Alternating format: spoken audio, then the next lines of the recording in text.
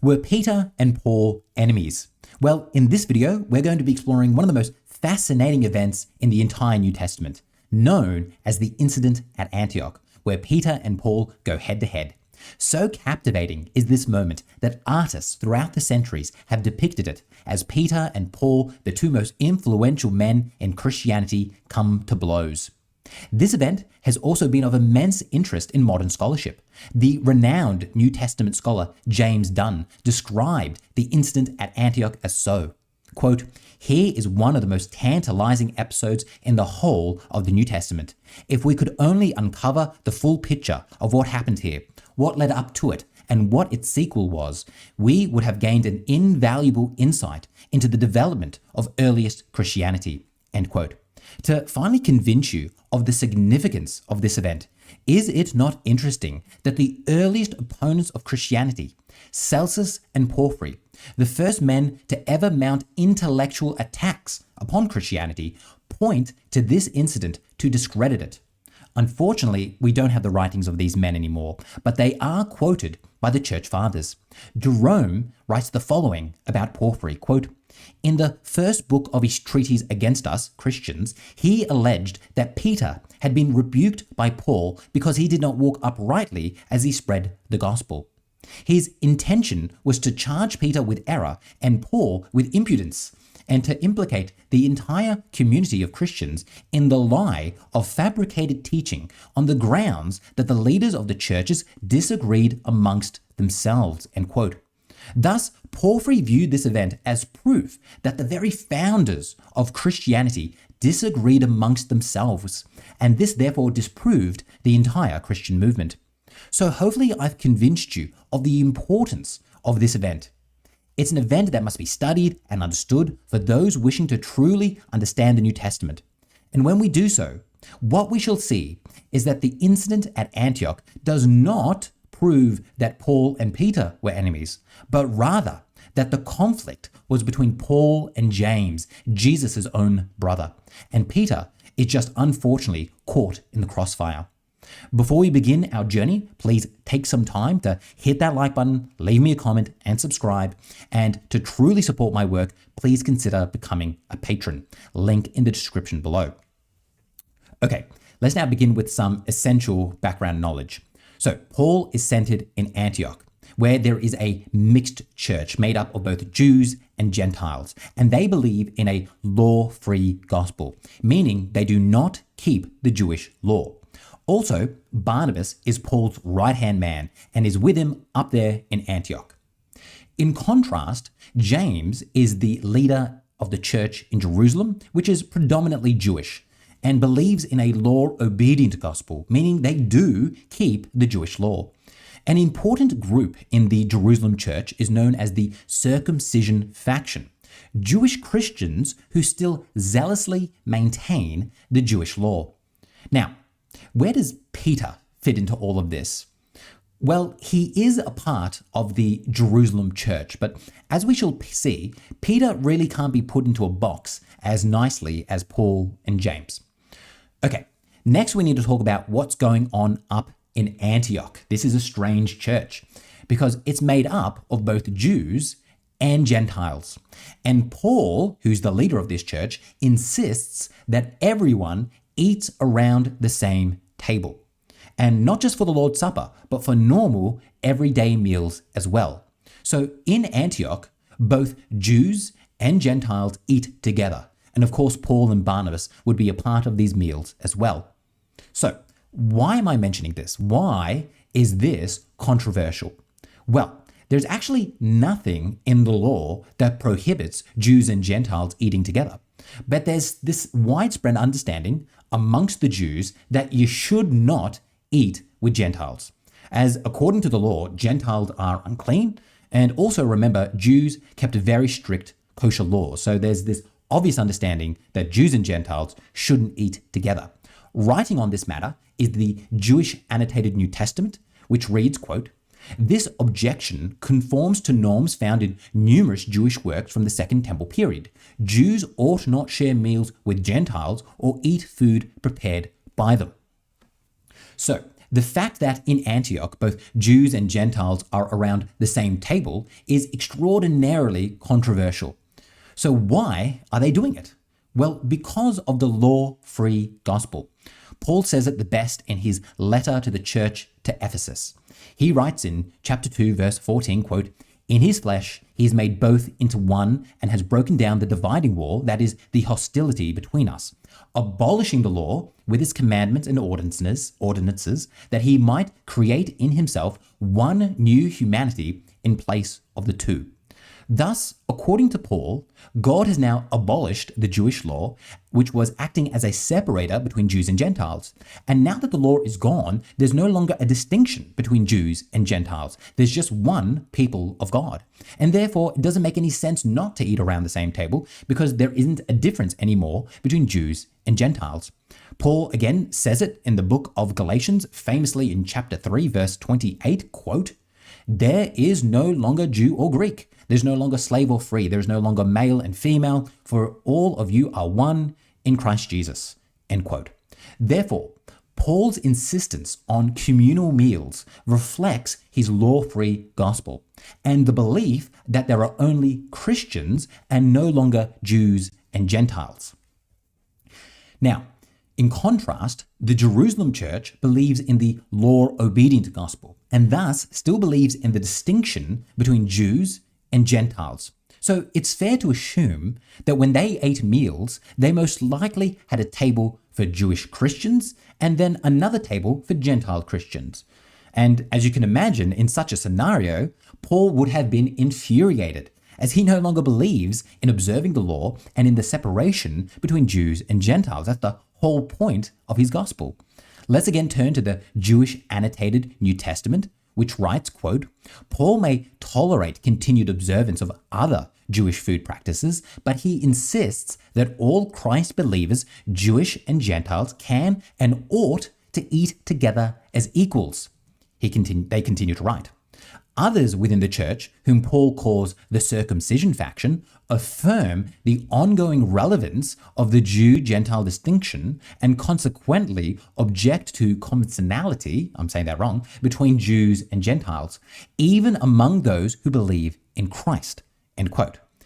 Okay, with all of that background, it's finally time to talk about the incident at Antioch. All of that was just background knowledge. We read about it in Galatians chapter 2, verses 11 to 14. Before we read the passage together, I want to outline what it describes, and then we'll read the passage. So let's begin. So this is the incident at Antioch. So one day, Peter, who was most likely down in Jerusalem, decides to visit the church in Antioch. When he arrives, he takes part in the day-to-day meals of the church, and thus eats with both Jews and Gentiles. Now, the fact that Peter was eating with Gentiles must have gotten back to James. And James is concerned about this practice in Antioch and that Peter is now partaking in it. So he sends men from the circumcision faction to investigate what's going on up there. When the men arrive in Antioch, Peter is fearful of them. So he retreats from the table. Likewise, the Jews in the community also remove themselves. Finally, in an act of utter betrayal, Barnabas, Paul's right-hand man, also leaves. And now only Paul and the Gentiles remain at the table. And Paul is furious. This isn't just a trivial matter of food for him, but this goes to the very heart of the law-free gospel. And therefore, Paul confronts Peter in front of everyone and questions his allegiance to the gospel. Wouldn't you just love to have been a fly on the wall as they went head to head?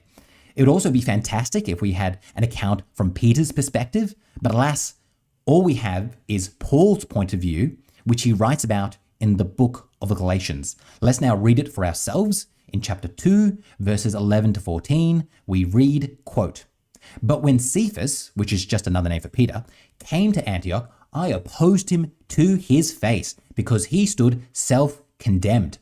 For until certain people came from James, he used to eat with the Gentiles. But after they came, he drew back and kept himself separate for fear of the circumcision faction. we continue to write. And the other Jews joined in this hypocrisy so that even Barnabas was led astray by their hypocrisy. End quote. Can you indulge me for a moment as we examine this phrase, even Barnabas? Longnecker in his commentary writes something which I just absolutely love. So let's just read it. It says, the pathos that reverberates in the expression even Barnabas is gripping. For Barnabas had been Paul's advocate at Jerusalem, mentor at Antioch, an esteemed colleague in the evangelization of Cyprus and southern Galatia. Barnabas, in fact, was the last person of whom such action would have been expected. End quote. Okay, returning back to the passage now, Paul continues to write, quote, but when I saw that they were not acting consistently with the truth of the gospel, I said to Cephas before them all, if you, though a Jew, live like a Gentile and not like a Jew, how can you compel the Gentiles to live like Jews?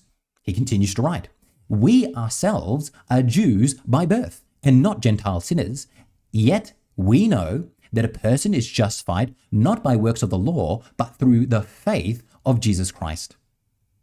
He then says, and we have come to believe in Christ Jesus, so that we might be justified by the faith of Christ and not by doing the works of the law, because no one will be justified by the works of the law. End quote. So, as we can see, Paul views Peter's action of leaving the table as implying that the law must still be kept.